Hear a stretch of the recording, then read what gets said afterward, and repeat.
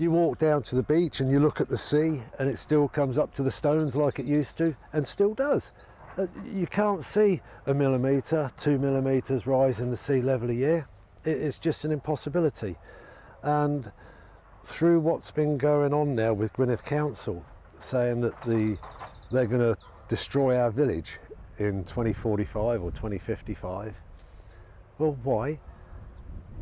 Come and show us your figures that you're using to say the sea level is going to rise that quick in that amount of time.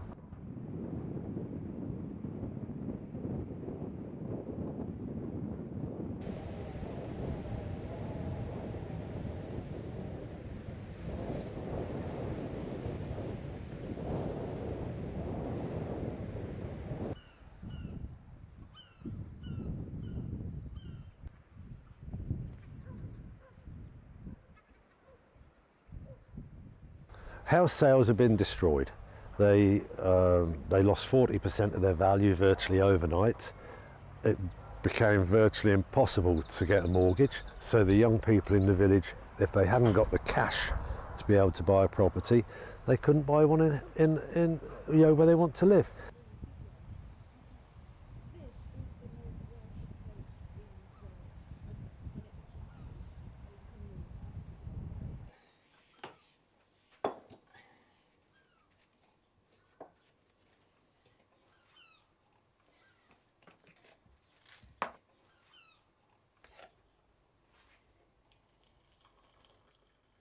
Coastal-wise, nobody is panicking like Gwynedd Council has panicked the residents of Fairbourne into what is supposedly going to happen in 25, 30, 35 years' time. And they've put us in a very uncomfortable, awkward and devastating position.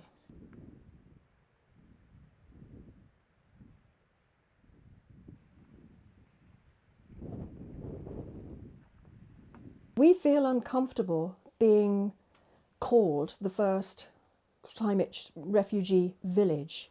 What we want is answers now. We want to know if the seawall breaches before 2045. We want to know what's going to happen to us, where Gwynedd Council and the Welsh Government and Westminster are going to put us.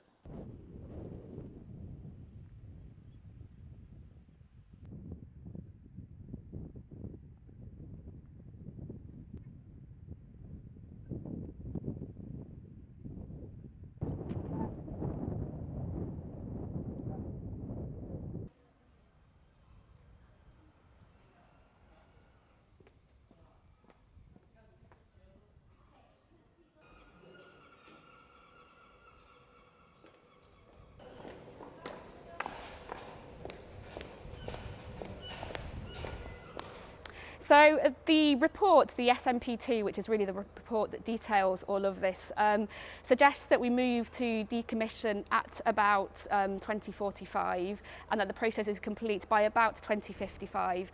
Crucially, that's the point where it becomes both economically unviable and an increased risk to life to maintain the defences within Fairbourne. So that's why the report recommends decommissioning starts from about 2045. At the moment, there is no legislation or framework. We can't tell people to move. It's up to residents whether they decide to stay there.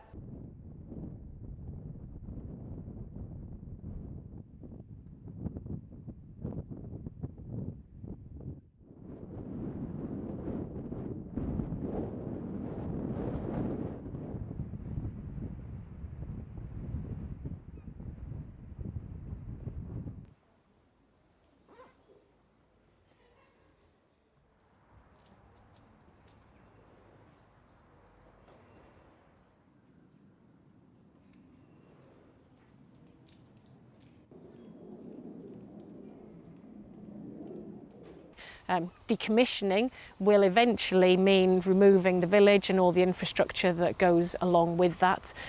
So, you know, the properties themselves, the road and all of the other infrastructure that goes along with that, and to make a community, and that the village and the land that it's on will eventually become salt marsh and be handed back to the sea.